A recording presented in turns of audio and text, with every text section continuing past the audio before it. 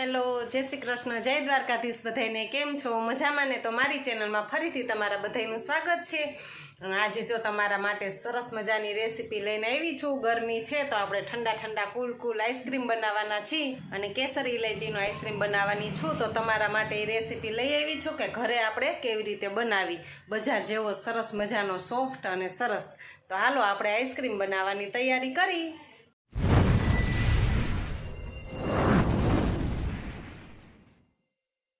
તો આપણે છે ને આઈસ્ક્રીમ બનાવવા માટે મેં જો આ દૂધ લઈ લીધું છે. 1.5 લીટર દૂધ છે એને ગરમ કરવા આપણે રાખી દીધું છે. તો આપણું દૂધ ગરમ થાય ને ત્યાં સુધીમાં મેં આ દૂધ છે ને એમાંથી જ મેં આ થોડુંક ઠંડુ દૂધ લઈ લીધું છે. તો આ ઠંડા દૂધમાં આપણે આ કસ્ટર્ડ પાવડર છે 4 ચમચી મેં પાવડર લીધો છે. આપણે 1.5 લીટર દૂધ છે તો મેં 4 ચમચી પાવડર લીધો છે. તમારે જેટલો લેવો હોય એટલો તમે લઈ શકો. હવે આ આપણે પાવડર છે ને આ ઠંડુ દૂધ છે ને એમાં ઉમેરી દેવાનો છે અને મિક્સ કરી દેવાનો છે. ગાંઠું ન રહે ને એવી રીતે આપણે બધુંય સરસ રીતે આ કસ્ટર્ડ પાવડર આમાં મિક્સ કરી દઈશું. આપણે છે ને જો આમાં ઠંડા દૂધમાં જ આ કસ્ટર્ડ પાવડર નાખવાનો છે. ગરમ દૂધમાં નાખશો તો ગાંઠું થઈ જશે. અને આને છે ને આપણે આમાં સરસ રીતે મિક્સ કરી લેશું. તો આપણે કસ્ટર્ડ પાવડર સરસ રીતે આમાં મિક્સ કરી દીધું છે. તમે જોઈ શકો છો કે આમાં એ કંઈ ગાંઠું પણ નથી. તો આપણે ઠંડા દૂધમાં જ નાખવાનો, ગરમ દૂધમાં નહીં નાખવાનો, એ હંમેશા યાદ રાખવાનું.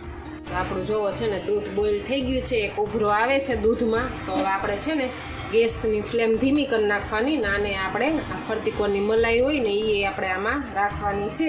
એટલે થોડીક વાર આપણે દૂધને ઉકાળશું. અને હવે એક ઉભરો આવી ગયો છે ને તો હવે આપણે આમાં ખાંડ ઉમેરવાની છે. 1 લીટર દૂધ હતું તો 250 મેં ખાંડ લીધી છે. 1/2 લીટર દૂધ હોય ને તો આપણે 100 ગ્રામ ખાંડ લેવાની. મારે 1.5 લીટર હતું એટલે મેં 250 લીધી છે. તમારે જેવું ગળ્યું ખાવું હોય એવું તમે ખાંડ ઉમેરી શકો, ઓછી જાજી તમારી રીતે તમે કરી શકો.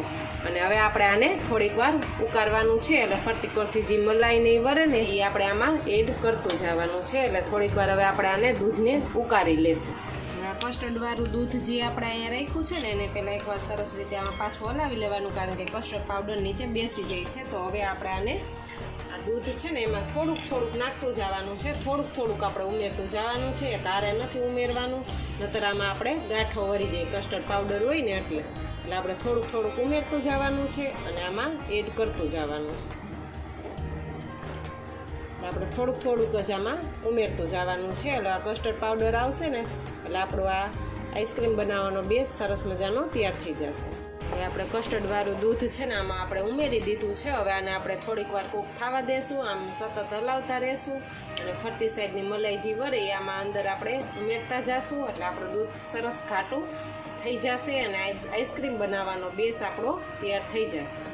જો આપણે થોડું કસ્ટર્ડવાળું દૂધ ઉમેર્યું હતું ને તો આમાં ગાંઠો નથી રહી. એકસાથે તમે ઉમેરી દેશો ને તો આમાં ગાંઠો થઈ જાય. એટલે આપણે હંમેશા થોડુંક જ દૂધ કસ્ટર્ડવાળું ઉમેરવાનું છે, એકસાથે નથી ઉમેરવાનું.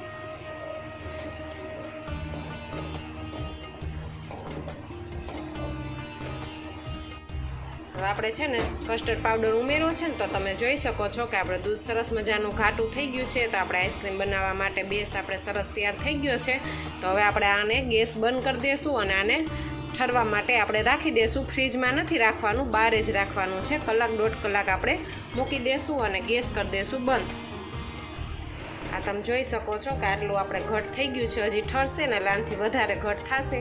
એટલે આપણે ગેસ બંધ કરીને ઠંડુ કરવા રાખી દઈશું.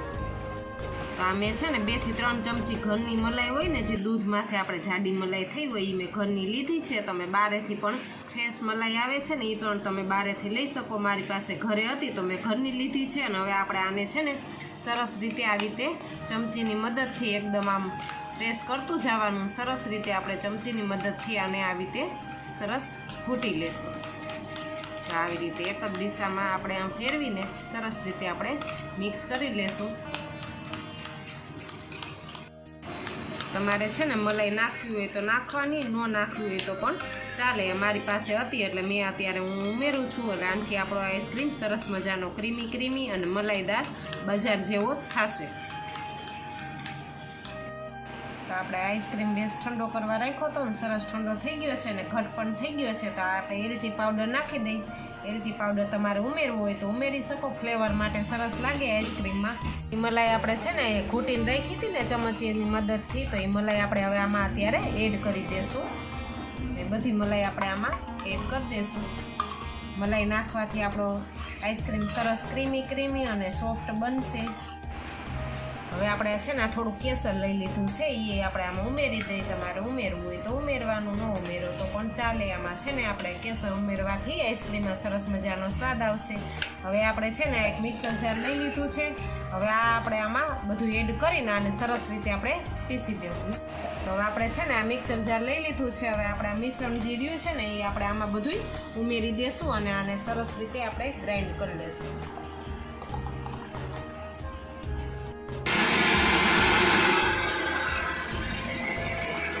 તો આપણે છે ને આને મિક્સરમાં સરસ રીતે ગ્રાઇન્ડ કરી લીધું છે અને આવી રીતે સરસ ક્રીમી થઈ ગયું છે. તો હવે આને આપણે એક કાગળ લેશું અને એને આની ઉપર સરસ રીતે પેક કરીને ઢાંકી દઈશું અને આને આપણે 2 થી 3 કલાક ફ્રીઝરમાં રાખવાનું છે. ફ્રીજમાં નહીં, ફ્રીઝરમાં. આપણે છે ને આમાં થોડોક બરફ જામે ને ત્યાં લગીને આપણે રાખવાનું છે. પછી આગળ શું કરવાનું એ હું તમને આગળ જણાવીશ. તો આને આપણે ફ્રીઝરમાં રાખી દઈએ 2 થી 3 કલાક માટે.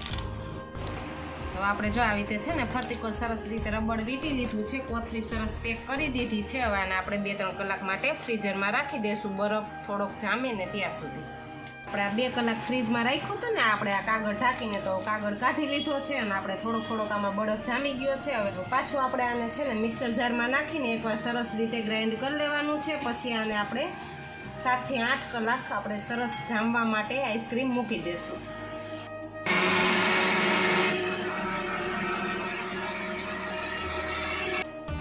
આપણે છે ને સરસ રીતે પાછું ગ્રાઇન્ડ કરી લીધું છે એટલે એકદમ આપણે છે ને આઈસ્ક્રીમ ક્રીમી અને સોફ્ટ થશે, મોઢામાં મૂકતા જ ઓગળી જશે. તો આવી રીતે આપણે 2-3 કલાક થાય પછી પાછું એકવાર આપણે આવી રીતે આઈસ્ક્રીમને ગ્રાઇન્ડ કરી લેવાનો છે. તો સરસ રીતે આપણે આ થઈ ગયું છે. હવે મેં આઈસ્ક્રીમ જમાવવા માટે આ બાઉલ લીધું છે. તમે કોઈ પણ ડબ્બો કે ગમે એમાં તમે જમાવી શકો. તો હવે આપણે આ ગ્રાઇન્ડ કરેલું છે એ બધું આપણે આમાં ઉમેરી દઈશું.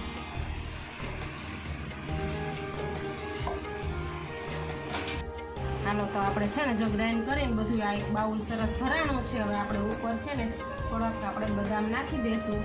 નાખવી હોય તો નાખવાની, ભાવે તો, અને ન ભાવે તો હાલે આવી રીતે. અને આ થોડી તૂટી ફૂટી લીધી છે એ આપણે થોડીક આમાં ઉમેરી દઈશું. હવે આને છે ને આપણે પાછું આ ઉપરથી કવર કરી લેશું અને આપણે હવે આને 7 થી 8 કલાક ફ્રીઝરમાં જમાવવા માટે રાખી દઈશું. તો આપણો આઈસ્ક્રીમ જોવો સરસ મજાનો તૈયાર થઈ ગયો છે. મેં આખી રાત રાખ્યો તો, તમારે 7 થી 8 કલાક રાખવો એટલે પણ રાખી શકો. જોવો સરસ મજાનો આપણો આઈસ્ક્રીમ તૈયાર થઈ ગયો છે. તો આવી રીતે તમે જરૂર બનાવજો, બહુ મસ્ત બહાર જેવો જ બને છે. તો તમે જોઈ શકો છો, જોઈ લો બહુ સરસ આપણો આઈસ્ક્રીમ તૈયાર થયો છે.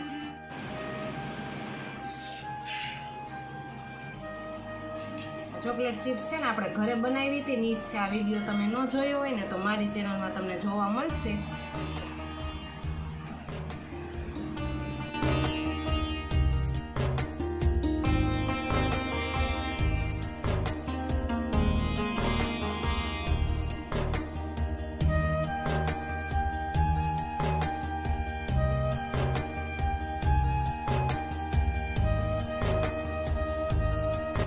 તમારી સાથે આપણે સરસ મજાના આઈસ્ક્રીમની રેસીપી શેર કરી દીધી છે અને આ રેસીપી તમને કેવી લાગી હોય તે મને જરૂર જણાવજો.